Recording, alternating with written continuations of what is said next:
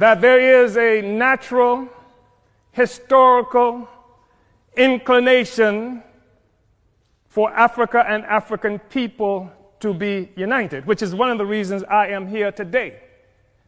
The truth of the matter is that this discussion about the unity of Africa, union of Africans, started much earlier than any incursion, as it might be characterized, of China or the Trump administration into Africa. The reality is that Africa came under assault some 600 years ago when Portugal first came and captured African people and initiated the process that would begin capitalism and would establish and consolidate the identity of Europeans in the world. It is a reality that capitalism rests upon a foundation of African slavery. Africans were first capital. And in order for this to occur and to last, it was absolutely necessary to keep African people divided so that we could not resist this horrible incursion on Africa that continues up to now. I think it's important to be able to say that. I think that we have to say that we've seen example after example by African people to unite. We've seen what used to be warring tribes in this geographical terrain that we occupy at this moment, able to achieve a sense of sameness that people refer to as nations, founded on a common economy that came from slavery and colonialism. This is the basis of the unity that we see.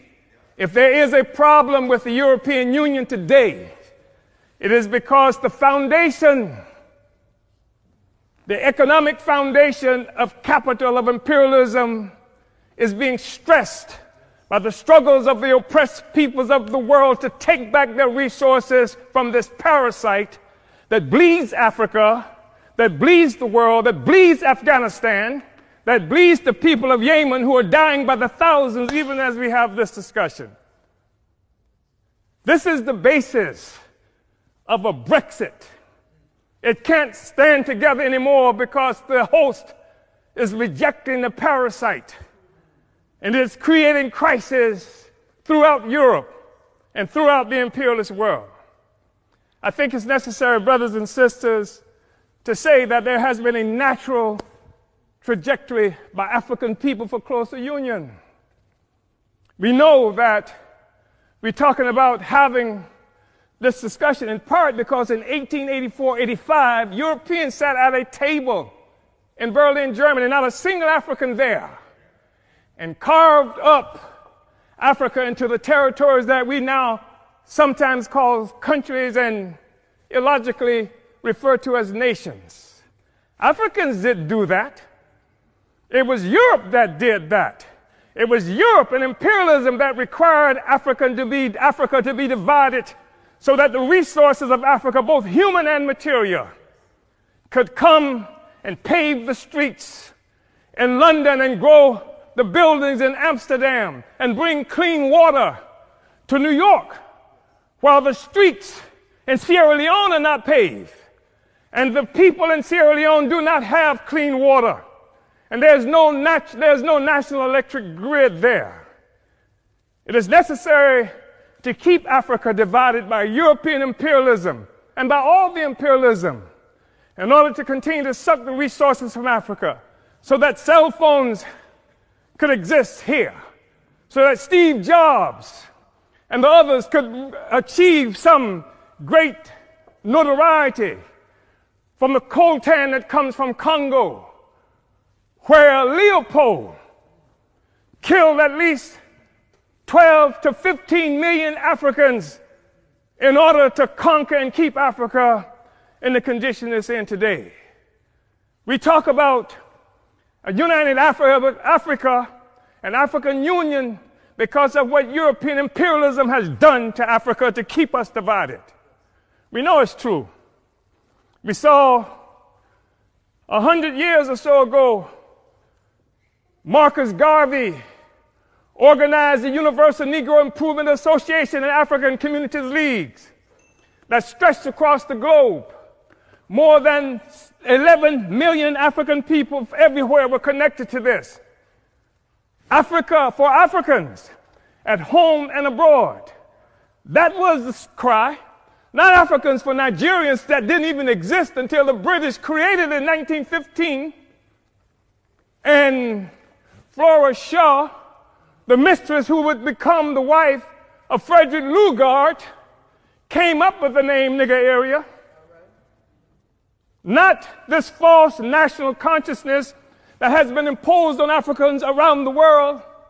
So that when the Portuguese found shrimp on West Africa and then named it for the Portuguese word for shrimp, Cameroon, it is not true that they are shrimp despite the fact that the people call themselves Cameroonians today. It is a false national consciousness.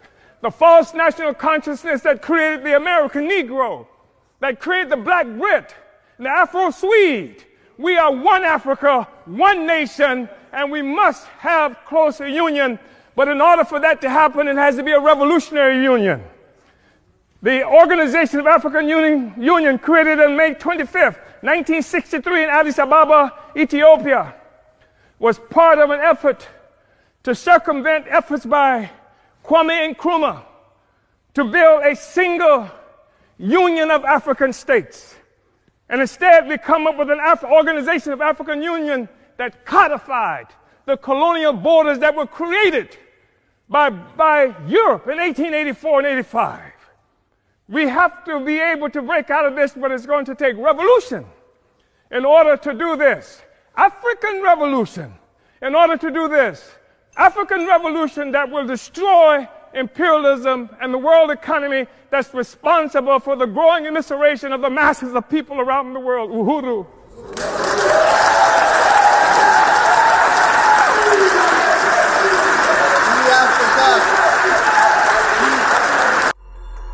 Did you like or hate what you heard? Let us know in the comments below.